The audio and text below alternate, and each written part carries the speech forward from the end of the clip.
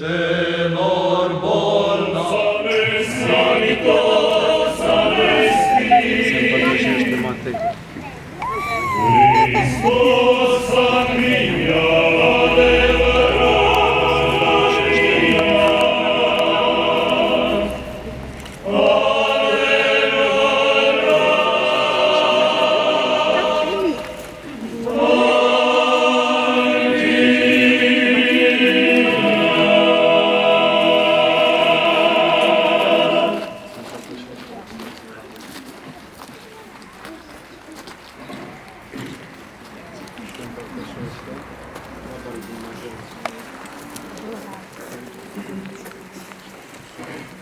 Se împărtășește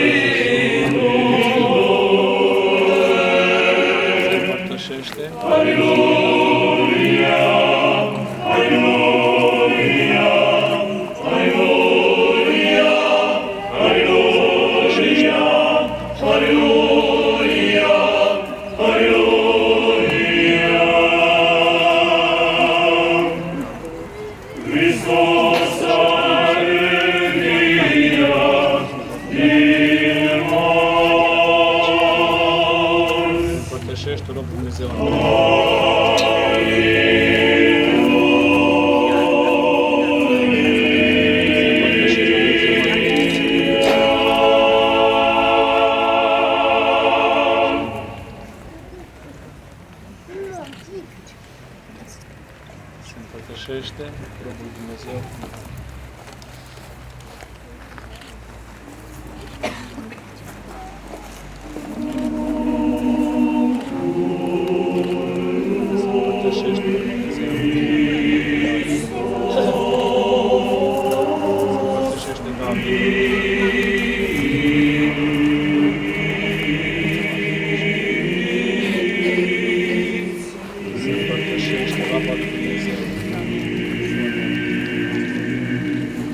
Împărtășește Dumnezeu Cătălina Alexandru,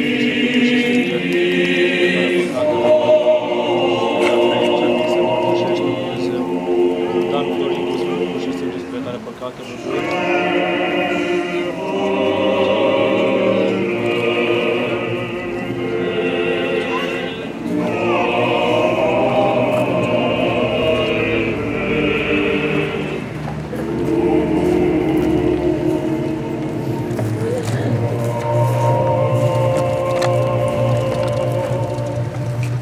Iată s-a atins de buzele voastre și va șterge toate păcatele voastre și de veșile voastre va curăți. Slavă ție, Doamne, slavă ție, Doamne, slavă ție, Doamne!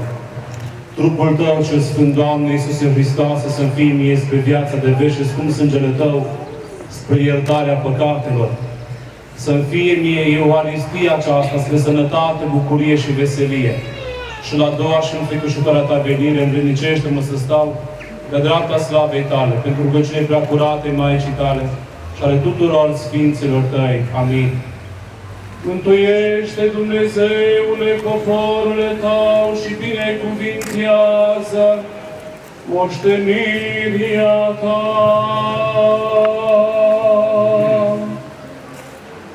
Am văzut lumina cea adevărată, am primit Duhul cel Ceresc, am aflat credința cea adevărată, nedespărțite Sfintei Trăimi, închinându-le, că aceasta ne-a mântuit pe noi. Totdeauna, acum și pururea și în vecii vecilor.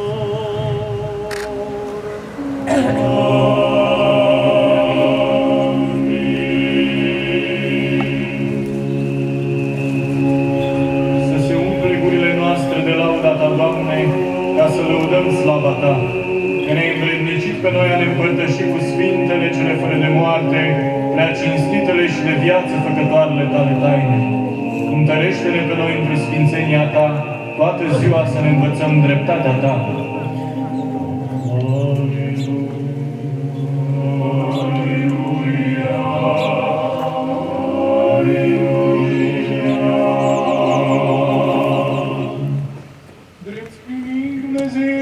Sfintele, preacuratele, nemuritoarele, cereștile de viață, făcătoarele, înfricoșătoarele de Hristos taine, cu vrednicie să-i mulțumim Domnului. Doamne, miluiește! Doamne, mântuiește, miluiește și ne păzește pe noi, Dumnezeule, cu harul Tău. Doamne, miluiește! Toată desăvârșită, sfântă, în pace și fără de păcat, cerând pe noi înșine și unii pe alții și toată viața noastră, lui Hristos Dumnezeu să dăm. Ție, Doamne! Că Tu ești sfințirea noastră, și Ție, Marie, înălțăm, Tatălui și Fiului și Sfântului Duh, acum și pururea și în vecii vecilor. Amin. Pace să ieșim Pentru numele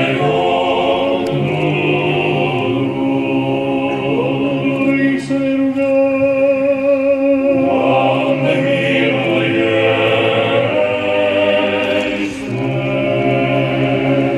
Tu Cel ce binecuvintezi pe cei ce te binecuvintează, Doamne, și sfințești pe cei ce nădăjduiesc pentru Tine. Mântuiește poporul Tău și binecuvintează moștenirea Ta.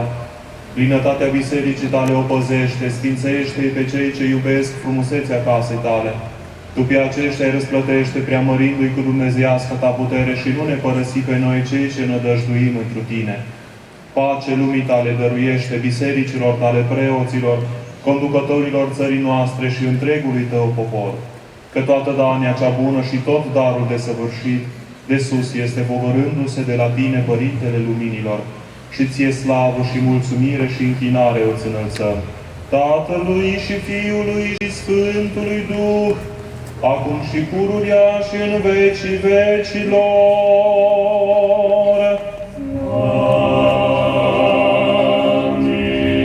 Amin. Fie numele Domnului binecuvântat, de acum și până în veac. Fie numele Domnului binecuvântat,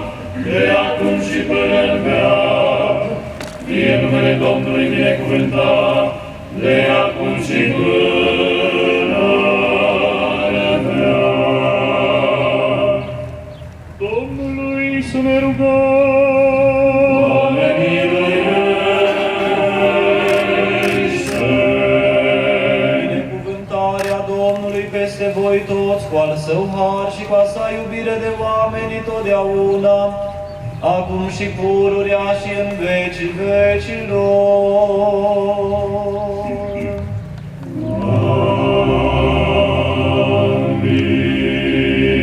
Slavă ție, Hristoase, Dumnezeul nostru, nădejdea noastră, slavă ție! Slavă Tatălui și Fiului și Sfântului Duh, și acum și pururea și în vecii vecilor. Amin. Doamne miluiește, Doamne miluiește, Doamne miluiește, Preacucernice Părinte, binecuvintează.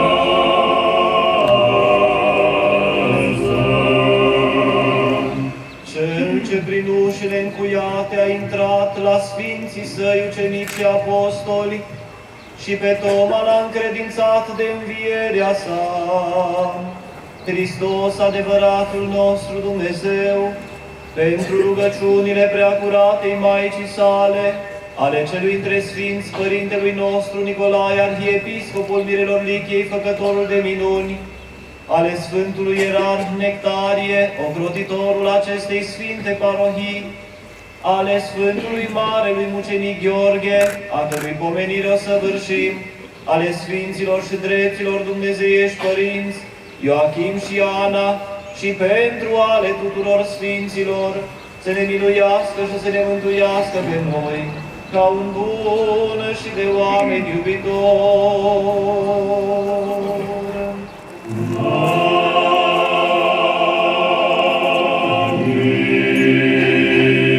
Pentru rugăciunile Sfinților Părinților noștri, Doamne Iisuse Hristoase, Dumnezeul nostru, miluiește-ne și ne mântuiește pe noi.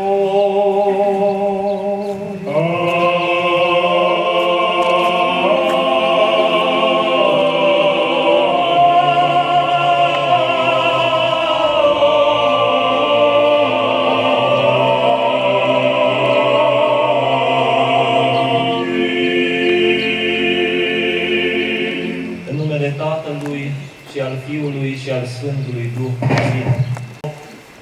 Preacucernici părinți, împreună slujitori, iubiți credincioși, n-ar mai fi nevoie de cuvânt de învățătură în această zi minunată, după ce membrii coralei Armonia de la Constanța ne-au încântat și ne-au înălțat răspunzând la Sfânta Liturghie.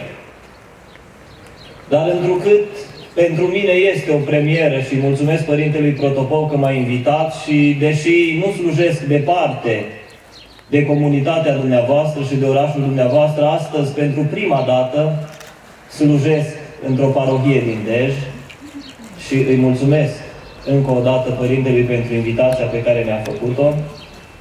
Pentru această premieră, să zic,